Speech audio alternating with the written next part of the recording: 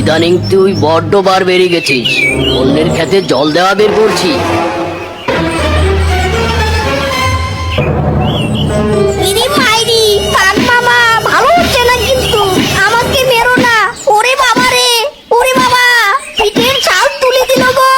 ওরে মা, অন্যের জমি নষ্ট করলে কি শাস্তি পেতে হয় দেখে নে হারামজাদা। মারতে মারতে আজকে তোর হাড় হাড্ডি তামা তামা বানিয়ে দিব।